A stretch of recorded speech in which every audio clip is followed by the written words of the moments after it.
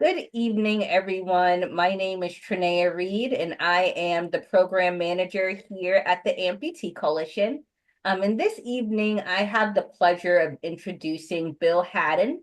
Bill is the founder and the CEO of SleevSaver, and today he's going to give a presentation on how to start a successful new business. We'll also have time at the end for Q&A, any questions you may have. But throughout the call, feel free to put those questions in the Q&A box or the chat box. And Paula Galladay, our workforce development volunteer, and I will be monitoring that chat. Bill, thank you so much for joining us this evening.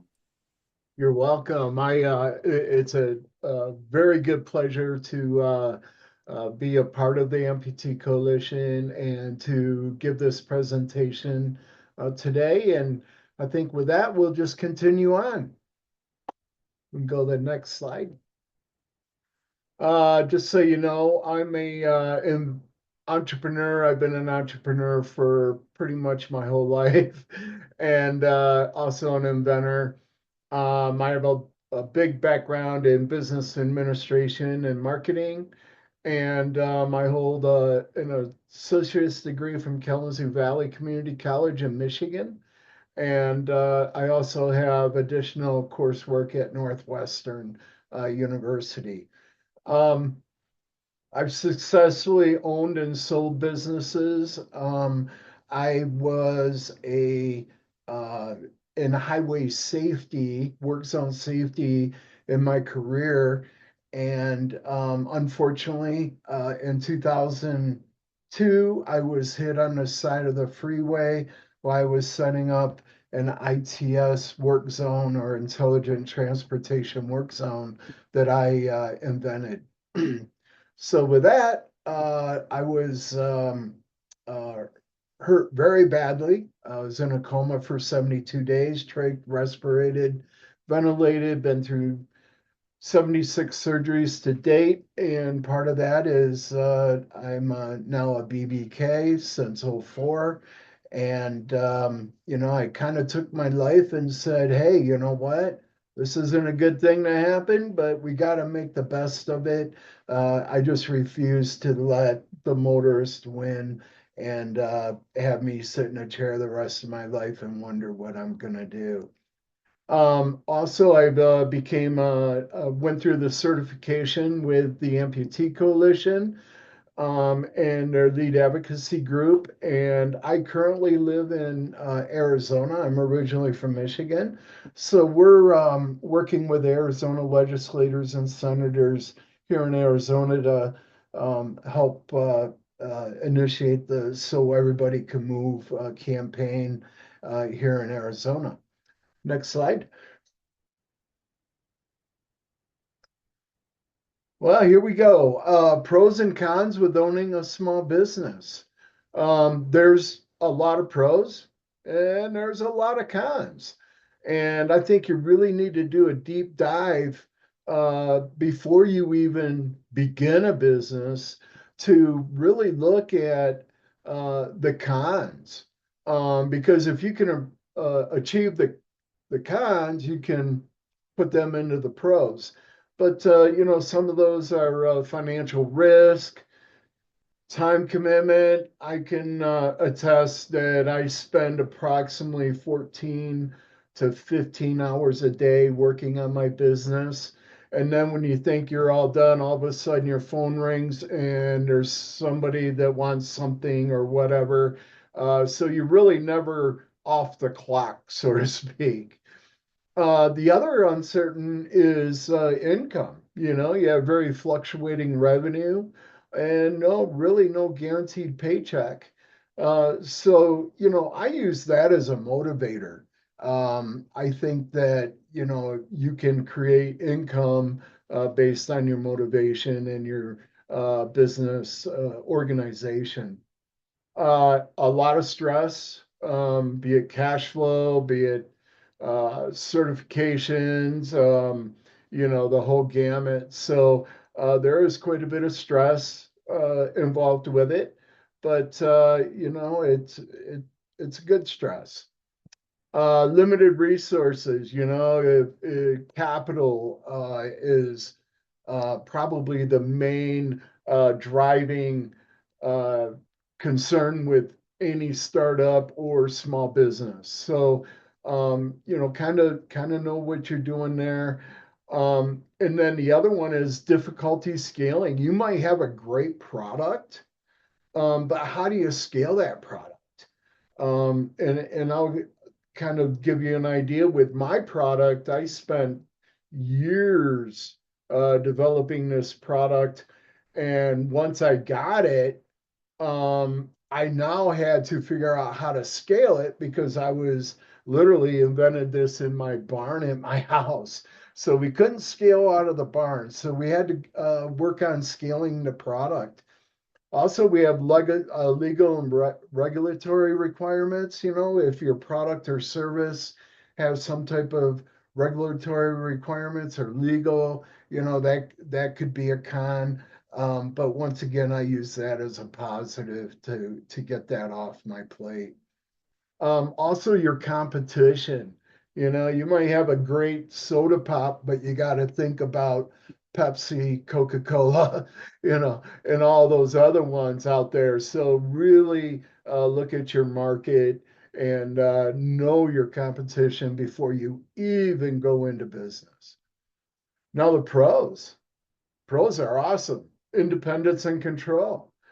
Obviously, I could turn my computer off and go out and go quadding up the mountain. So, you have that independence in your control. Flexibility. Once again, you can set your own schedule and work hours. Um, the big one is potential for financial success.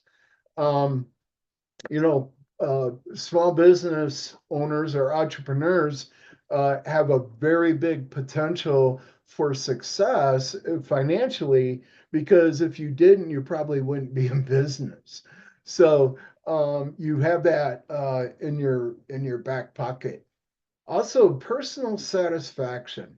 That's probably one of the biggest things I get out of owning a business is the satisfaction. I was in highway safety, like I mentioned before, and I invented intelligent transportation systems that would allow us to tell the motorists before they came into the work zone how long it was going to take. And the personal satisfaction of me knowing that I'm literally saving motorists and workers' lives was a pretty big satisfaction when that all came to fruition. Um, Also you have the freedom. For example, SleevSaver um, has slated for 2025 three more new products to complement our business. So, it gives you the freedom to do that. And obviously, if you're working 8 to 5, you really don't have that freedom as much as if you're owning your own business. So that's really cool. The other thing I really like too is the direct customer relationships.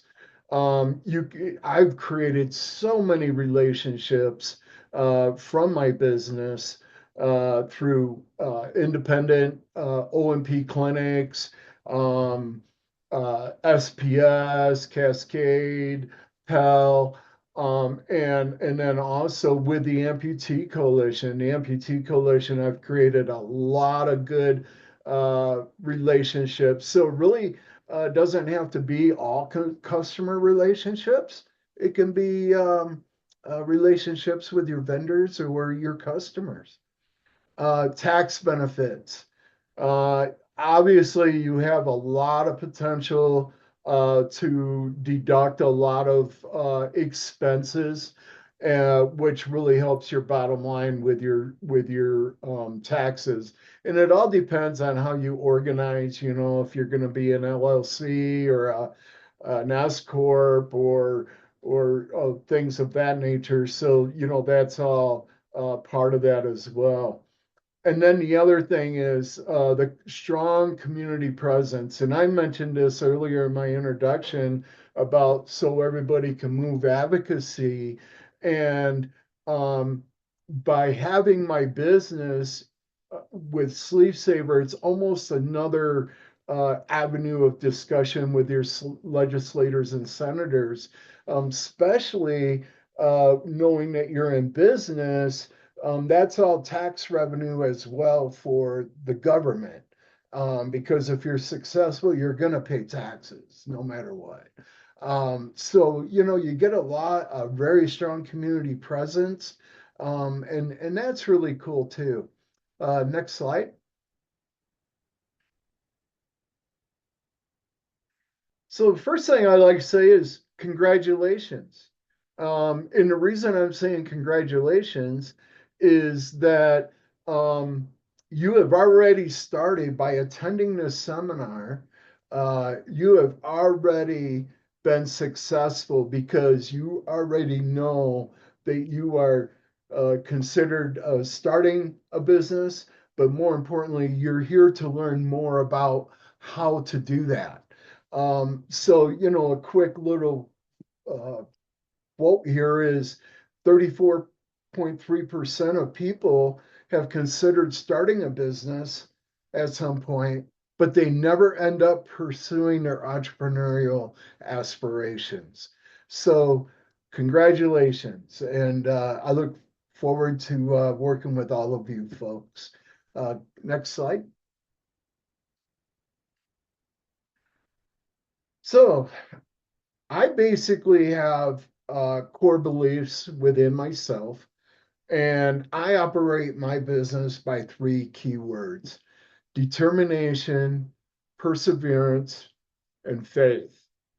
Not only do I run my keywords through my business, I also work that in my personal life as well. And being with part of the limb loss community, we already know what determination is. We already know what perseverance is.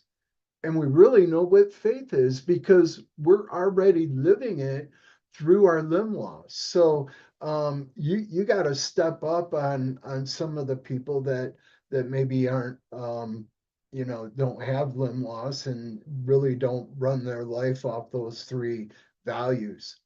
Next slide. So what is determination? Determination is really the firmness of a purpose or resolve. And really, it's the commitment to achieve a goal, regardless of the challenges and obstacles. So, determination is creativity, success, solutions, your attitude, your leadership qualities. Those are parts of determination that will help you get through your challenges and obstacles when running your business. Next slide. Perseverance. This is another one. Now, people go, well, isn't determination and perseverance the same thing? Well, actually, it's not. Um, Perseverance is the ability to achieve something despite the difficulties, your failures, your opposition. Trust me, when I was developing SleevSaver for years, I pretty much burnt my barn down twice trying to come up with a solution. So I had to persevere through that. I could have said, "Oh, forget it. I'm not going to do this," but I persevered. And it's really about maintaining your effort over the long haul. And you're gonna being in business, you're gonna have obstacles thrown at you on a daily basis, and you gotta maintain your effort through the whole thing. Otherwise, failure could be on the horizon. Next slide. Faith. Faith often refers to a deep-seated belief in the vision, mission, or potential of a company, product, or idea, even in the face of uncertainty or challenges. So if you have a deep-seated belief, which I did when I was creating SleevSaver, um, I I went through, and in my faith got me through some of the difficulties in running a business. And the one thing I really like, and I found this quote out of the Bible, and it's basically faith. It does not make things easy; it makes them possible. So you can have a lot of faith, but you have, the it's still not going to be easy, is what I want to try to say here. But it will make them possible. So that's my thought on faith and what it means in running my business and my life. Next slide. So you're here. You've got an idea. Well, the first thing we got to figure out is a product or service. Obviously, SleevSaver is a product. I've been very product for focused in my entrepreneurial um, travels, and but that makes a difference when you're developing your business plan and developing your strategies. You're going to have obviously you're going to have a different strategy if it's a service oriented uh, business or a product oriented business. So let me see here. There we go. But alert, I got these little tidbits when I put on slides. So first and foremost, find someone who will be honest with you. It could be a close friend, it could be your spouse, it could be a family member, it could be a colleague. But what this does is it keeps you grounded. If you have a very good confidant that you run things by, that is going to give them, that will give you an even playing field. Because let's all face it, if we have an idea of a business, we might think it's the greatest thing since sliced bread. But if you have a colleague or whatever that can keep you grounded, and that'll help you keep focused to make sure that your business will be successful. So that's a really cool thing to have. Next slide. I can't stress this enough. And quite honestly, being in the highway safety and writing computer programs and developing systems, research and due diligence was extremely important, especially when you're working with universities and DOTs. You have to be prepared and you have to do your due diligence. And that's true with any business. First, you got to say, is there a need? You might think there's a great need, but then come to find out, it really isn't a need. Um, Also, your market saturation. We talked about that just a bit about competition and how saturated your market is. Like the Pepsi and Coca-Cola example. They've got a lot of market saturation. So keep that in mind. I'm not saying another soda pop isn't needed. I'm just saying know that prior to even starting this. So really do your research and due diligence. And with technology today, um, you can achieve a lot of things through that. And really, uh, preparation is key to navigate the inevitable challenges. Okay, being proactive, whether it's through market research or strategic planning or building a network, it really helps you mitigate risk and avoid common pitfalls.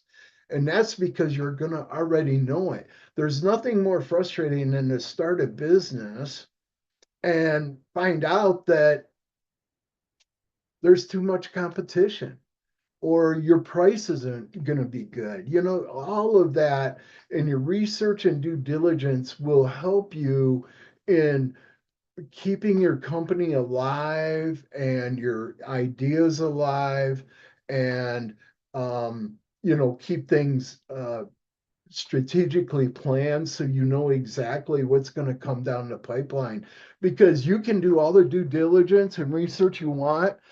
I'll guarantee you every day I come into a new avenue of my business that I didn't even think about.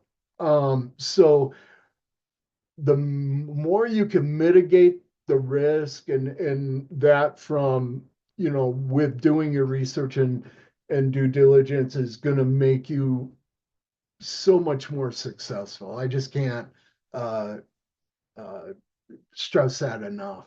So keep that in mind. Next slide. Develop a strategy. Okay, that's another key component. Research and planning, financial. What's it going to take to do, to start your company? What's it going to take to, like for me, I had to figure out how to scale it. I had to figure out, what the pricing needs to be and customer feedback. I asked a lot. We went through a lot of trials through Hanger Clinic and over here in Phoenix. And the trials were so important to have because when amputees uh, used my product and came back, it made me realize, hey, I've got to do X or I got to do Z to maybe mitigate some of the customer feedback that we received. Legal and compliance considerations. Um, make sure that, if it's your product or service that you meet up or what do I want to say, plan for, legal things that you may need in your business. Like, for example, if you want to do a home health care business, you might have to be uh, certified in that industry for the government to even give you, a business license. So keep that in mind. This is a big one. Is my disability owned business enterprise. It's through Disability In, and it's Adobe certification. And that means, once again, disability owned business enterprise. And what this does for you is it gives you access to resources that are specifically targeted for the disability community. Also, you have extremely open opportunities for funding. There are a lot of grants out there that will offer money specifically for disability owned businesses. Also, it gives you a competitive edge. Um, in a lot of cases, some of your larger companies that you may be working with or who I work with need to um, they need to satisfy a certain percentage of minority businesses. So in some cases, like in the highway safety arena, if you're disabled and you put a bid in, you can be awarded that bid up to 8% higher than what the low bid is. So you're able to achieve better, contracts through the federal government or state or local government entities, along with your A-type corporations, your Microsofts, your major corporations that need to fulfill that minority-owned business protocol. And then also your community impact that has a big influx on that, or a big impact, I should say, actually. Um, when you own a business, a disabled person who owns a business, I should say, um, you can do a lot of community impact with the limb loss community. And for example, SleevSaver, we're in the process of partnering with the Amputee Coalition on a percent of sales going back to the Amputee Coalition. Um, and that has an impact. And it also gives you a competitive edge. Being honestly, I mean, if you're disabled, you have a competitive edge. And the big one is networking. Once again, like through the ACNC National Conference, having a disabled business I attracted a lot of limb loss people to my booth. And it was really cool to see that and network with a lot of people. And then once again, you got press opportunities as well. Um, you know, a good article or whatever for media, they like to feel good stories. And if you're out there and you're a disabled person, and you're growing your business, they're all there to help you out. It's almost like they want to do something with you. So that's a good one too as well. So I can't stress enough the disability owned business enterprise through Disability In. And I do have the source there on the bottom, the link for that.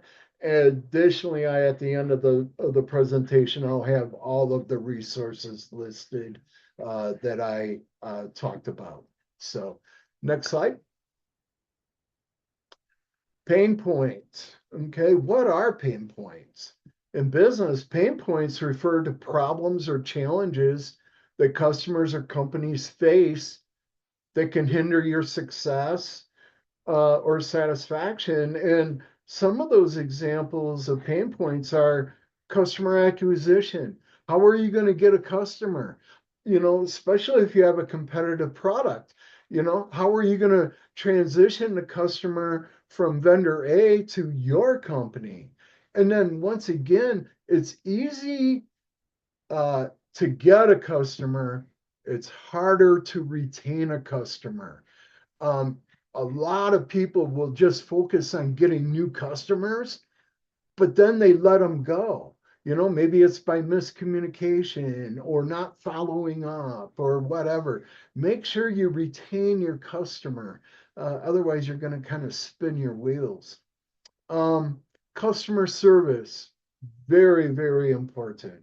Um, and in today's technology, and I'm not an expert on it, but AI is a really good avenue for customer service on your website. And I think everybody's seen them. You've jumped on a website, and all of a sudden a chat box comes up and it almost guides you through of where you want to go within that company or who to contact. So that's really cool to have. Obviously, your cash flow is a pain point. um, I hate the end of the month because you got to balance your ledger and you're like, oh man. But then there are other times where you do your cash flow or your reconciliation, you're like, yes, everything's working. So maintain your cash flow. You may get a big order and you might want to integrate another uh, part of your business, maybe website or whatever. Um, don't steal your cash flow and rob it to the point where you're not going to be able to maintain your business. So really budget out your cash flow and streamline it so you don't fall into those pitfalls. Technology challenges, I mentioned that just now. Technology challenge for me is AI. I started with uh, Chat GPT. And when I first heard about it, I'm 63. So when I first heard about it, I'm like, oh man, I don't want to learn this. Are you kidding me? And then one day I'm like, I'm going to check into that. And I have used Chat GPT so much in a very short period of time. It's a very strong platform to get answers, to help you, devise your business plan, and so on and so forth. So, that could be a pitfall, though. It almost was a pitfall for me because I didn't really want to get into Chat GPT, and that was a challenge. But I overcame that challenge by doing it. So, don't be afraid of technology. Marketing and branding.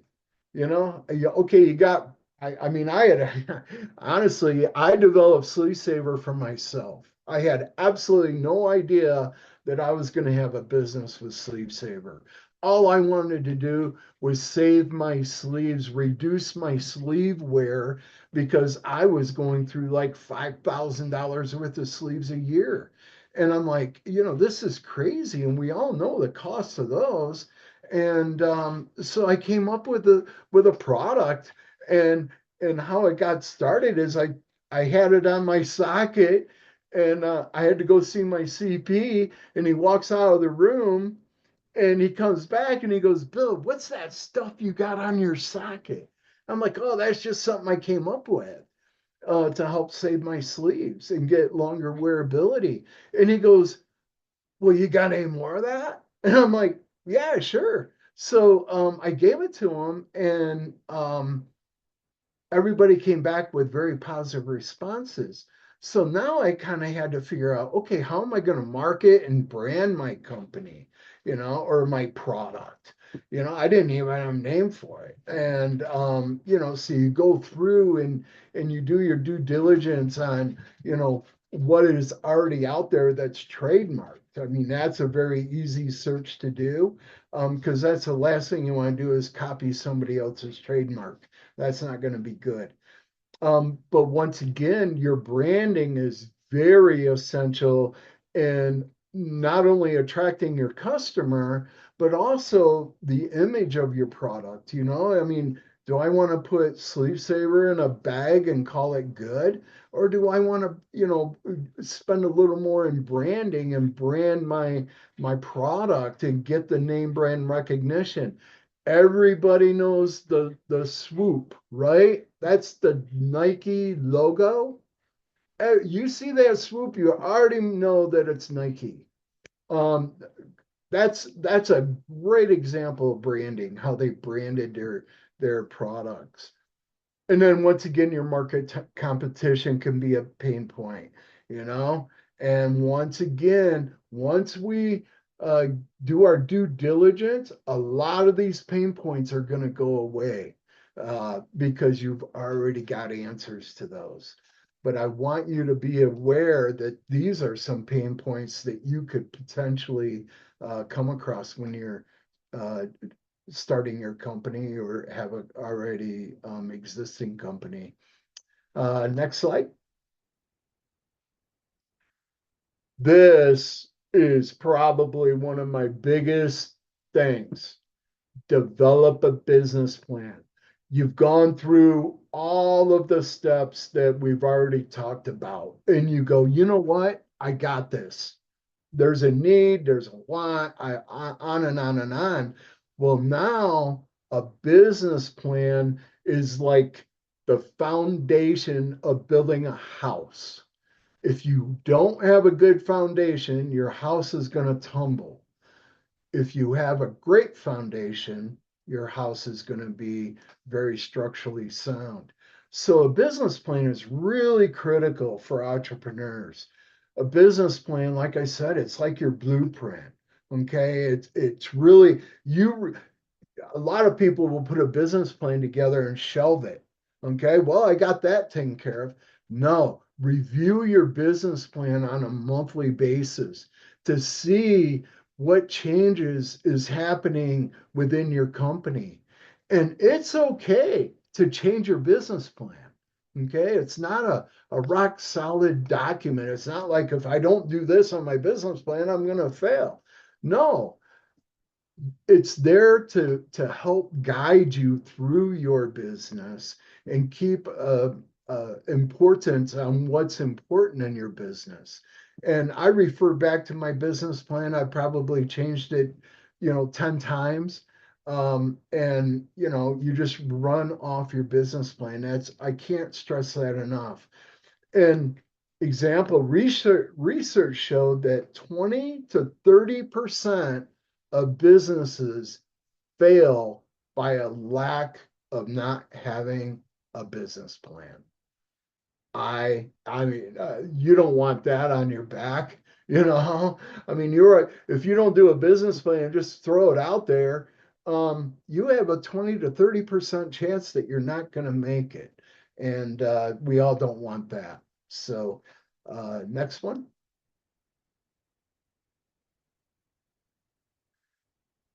Why are business plan important? Once again, I kind of mentioned a little bit about it, but it provides a roadmap for your business. It provides you a way, it kind of gives you an idea of where to go, what to do. It secures your funding. If you don't have a business plan and you go for funding, you might as well just not waste your time because no financial institution is not going to give you a loan based on without a business plan. Also, it defines your business strategy. What's your strategy for your business? It also attracts your partners and talent. It was really crazy. I had a chance to meet a prosthetist out in the East Coast in Pennsylvania, and um, he came and he saw SleevSaver actually off my LinkedIn, and he reached out to me, and we have become such great friends. And he has directed me in places that I could have only dreamed of being into. For example, there's Cascade Supply. They're the second largest O&P supplier in the United States. He gave me a direct introduction to the president of Cascade. If I wouldn't have had that, it would have been a lot longer sales process to get my products into Cascade. So it really attracts good partners and good talent. It helps you measure your success, and really it helps you measure your failures as well, because you might have an idea in your business and all of a sudden you're going left when you thinking you had to just go straight. So, it really helps you measure your success, and it gives you an idea of where you're going with your roadmap. It reduces your risk because you already know what you're going to come up against. So you've minimized your risk already by implementing a business plan. And it also helps you decide on decision-making process. For example, I mentioned earlier, I've got slated for 2025, 3 new products, but I have to make that decision based also off my business plan. Okay. And I really have to go all the way back through and create a new, almost like a new business. You want to treat a new product like you want to treat a new business. You go back through and identify your markets, identify everything that I've just talked about. So that helps as well with your decision making. And changes are essential as your business evolves. I can't say that enough. I thought I had to go this way, and I did a 180 and went a whole different direction, um, because we were changing and how we did business, and it just keeps you evolving within your business. One thing I do want to say is treat your business like it's a baby. Okay, if you have a baby, you have to feed it, you have to clothe it, you have to change its diaper, and you have to do everything for that baby to grow up and be successful. The same thing with a business. You grow your baby, it's going to come back and pay you 100 times over. So really, keep your business close to your heart and consider it your baby. Next slide.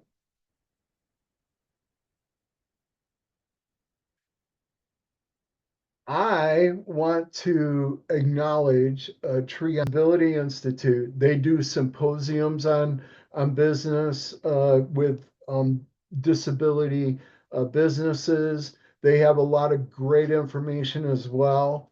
And I participated in a symposium last month with them and came away with some pretty good ideas. And what's really cool too is you go through and you got these resources and you look and you go, oh, I already did that. Oh, I did that. I did that. So really, it really solidifies your due diligence. And that really helps out a lot. The U.S. Chamber of Commerce, is a very good resource. Life Plan, I use Life Plan a lot. That is for your business plan development, a very robust platform, and they will give you questions that you never even thought of. So it really helps you think in that direction as well. And when you do that thoroughly and completely, your business plan looks like $1 million. And then I mentioned it earlier, Disability In. That's a group that we are working with. Um, for example, I was able to come across a grant program for $10,000 through Verizon Wireless. And Verizon Wireless specifically made this grant for disabled businesses. So there's not a lot of us out here, to be honest with you. There's a lot of avenues that they can direct you as well. Next one. There's all the links to all of the websites that I talked about earlier, and I urge you to check them out and do that as part of your due diligence, and you're going to get a lot of questions answered. Let's see, next one. This is me. This is our product. That's my name, number, address. Once again, I mentioned I'm a certified lead advocate for amputee, and I'm just received my Adobe certification as well. But I'm here for you. If anybody ever wants to reach out to me, I'm happy to give you my 2 cents worth for whatever you want to take that as. And I'm a very extremely busy guy, but if you reach out to me, I will definitely make sure I reach back out to you. You're part of our community, and that's important to me. So that is it in a nutshell. I think we came pretty close to the time that we were allotted, so I'm happy about that. And I'm here for questions and all that good stuff. Well, thank you so much, Bill, for the valuable information. Is greatly appreciated. As we mentioned earlier into the webinar, if you have any questions, feel free to put those in the chat, or you could come off of mute as well, and we could answer those questions live on the webinar. Yeah, if you have any questions, feel free to put them in a chat or to come off mute. Well, Janaea, I guess I'll start a little bit. Bill, could you very lightly address when you start your own business, the local, state, and federal tax implications, and how to avoid not getting in a bind? Well, first of all, depending if it's a product or service, that's going to affect, how you're going to be structured as your company. I structured my company as an LLC, doing taxes as a sub S corp, and that's how I structured.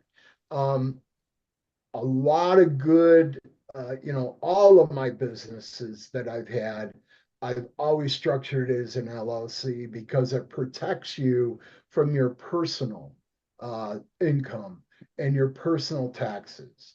And once again, if you ever get sued, okay, this is probably a big one. When you get sued, they cannot come after your personal assets. They can only come after the LLC part of it. So that's important too. You got to protect yourself as well. Good And we question. have a question in the chat. This is from Carson, and he says, "Hey, Bill, how did you initiate relationships with manufacturers?" Well, this is cool. That's a great question. Um, once again, I mentioned when I first started, SleevSaver, before it was even a product, my CP got a hold of it. Okay. And I ripped it off a sheet of parchment and I gave it to him.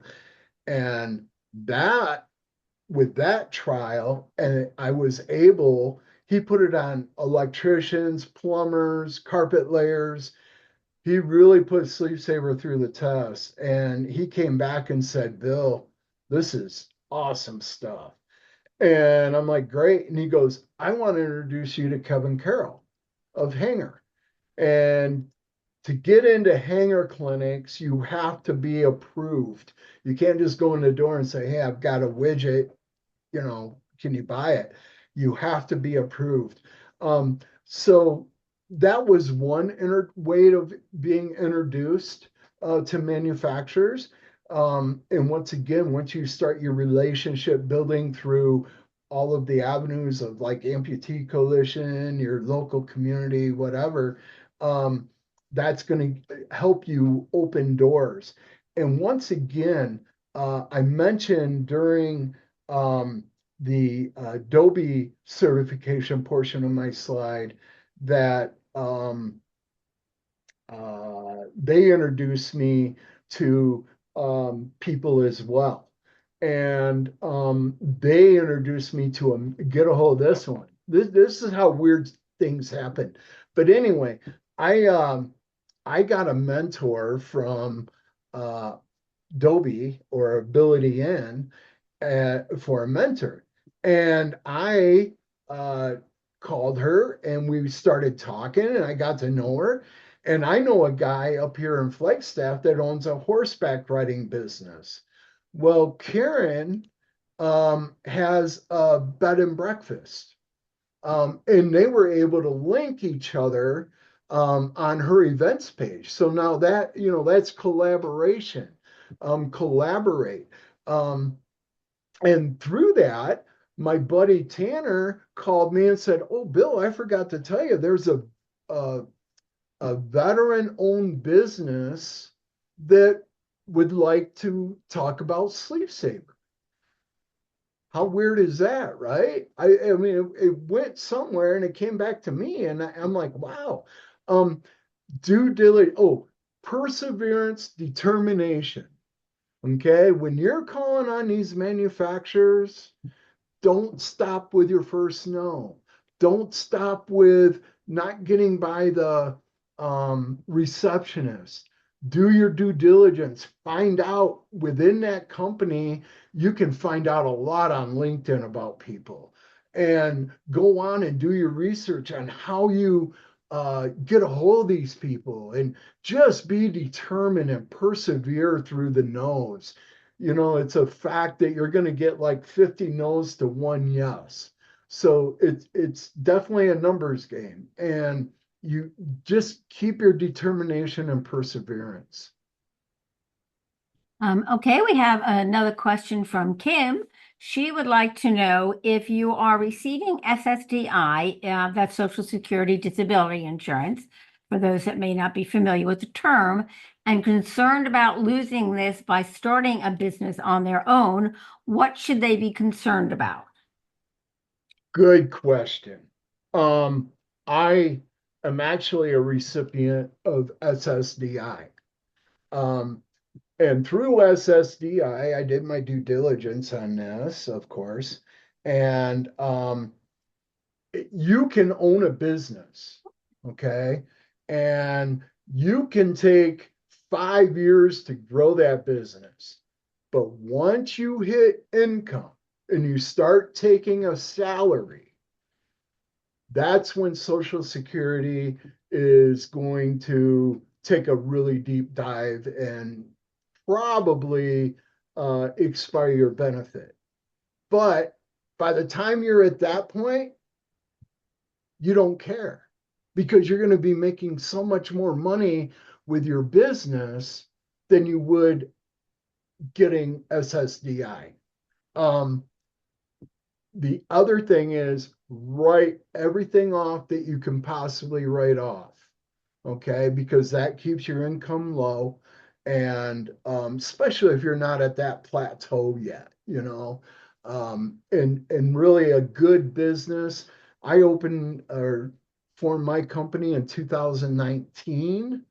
And then we all here's a great one. 2019, I organized late 2019. Uh, what happened in 2020, March of 2020? The nation was shut down. And I think it was a thing called COVID. Um, my product was brand new. Nobody knew about it. And the only way I could get my product in was I had to really have a lot of face to face, and I had to meet limb loss people and, talk and all this good stuff. Well, my company couldn't do that. I was brand new. We couldn't go see anyone. And nobody knew about us, so they're not going to buy SleevSaver. So we ended up having to shelve our company. We couldn't launch. We weren't able to do it. So there you go. Now I could have said to myself, "Oh, forget you guys. I'm not going to do this. Forget it." No, determination, perseverance, and faith. I was determined to do this. I persevered through it, and we were able to reopen, and we have gone like gangbusters. So, yeah, there you go. That's a good one, right? Thanks, Bill. Those were great answers, and you have several comments in the chat line that is saying thank you and that they truly enjoyed the webinar. One of the participants, or actually more than one, would like to know if you will be sending out the slides. And then I don't know if you'll have time to touch on it, but someone also would like to know, what about starting an international sales? If so, how would you begin? We Well, have just about, I would say, 3 to 4 minutes, so we could wrap up on time. I'll let Trinaya talk about the slide deck, and then I'll hit you on the other one. For sure. So this webinar is recorded. So the recording can be found after the webinar on our workforce development webpage under archived webinars. So you'll see all the slides through there that Bill has discussed this evening. As far as the references or the resources that Bill provided, I will make sure that everyone that's on the call this afternoon or this evening before the close of this week gets those resources to have available. Cool. Okay. And what was the other part of Bill, I'm sorry to interrupt you, but very quickly, also, since the international side would be rather extensive, I would think, perhaps we can put you in touch with the candidate, not the candidate, the participant, and you could communicate, in a more broad scope, or send something to Trinea and she can send it out with the slides. But very, very quickly, somebody would like to know that you did mention you went into an LLC organization, and how did you go about registering the business? Did you use LegalZoom? I use LegalZoom to get me the outline, okay, a draft. But with every state, city, county, federal government, there's a lot to that. So what I do is I condense everything, get everything ready, and then I go see an attorney. And obviously that saves me a lot of money from the attorney having to draft it. LegalZoom is a very, very good platform. My attorney makes very minimal changes when I do NDAs or anything else legally. He's right there. But yeah, LegalZoom's been a good source. Well, excellent. I'm just Yeah. going to throw in one other thought and then we'll wrap up and wish everybody a very lovely evening. If you do start your own business and you are then successful, hopefully, and you wish to engage in possibly seeking a contract with the federal government, you should know that you will be known as what is called an 8A company. That doesn't guarantee award of the contract. It does mean that if you meet the contractual requirements in the contract as set out by the government, you could be selected over, say, another company because 8A, which are disability, women owned, minorities, and such, do get a first crack, so to speak. But that doesn't go on for the extent of your business life. It's just something to consider. Good point. Very good point. Um, I want to say thank you to everyone who took the time out to listen to me uh, uh, present this. And, once again, I just want to say thank you to everyone. And I'm here for you if you ever need me. And, rock on. Excellent. We thank everybody for joining. I'm going to turn it over to Chinea in just a second. I'm going to do a shameless plug. I apologize, but I'm going to do it anyway. There is a webinar coming up tomorrow, and it is how to negotiate a federal career, meaning your resume, how to look for jobs and such. And the shameless plug is because I'm the presenter. We would love to see all of you there. And now, Chinea, wrap us up. Well, thank you so much, Bill, again, and for Paula for bringing up our upcoming webinar that we're going to have tomorrow evening. So if you're interested in that webinar, you could take a look at our workforce development webpage to register for that. If you're not able to locate that, let me know. I can send you the registration link as well. But thank you so much, Bill, for your time. If anyone on the call has any questions, feel free to reach out to Bill. Or myself. And if I don't know the answer, I will reach out to Bill for that answer. But again, thank you so much for your time this evening. And I hope everyone has a great rest of the evening and a happy holiday. Take care. Thank you. Okay. Bye-bye, everybody. Bye-bye.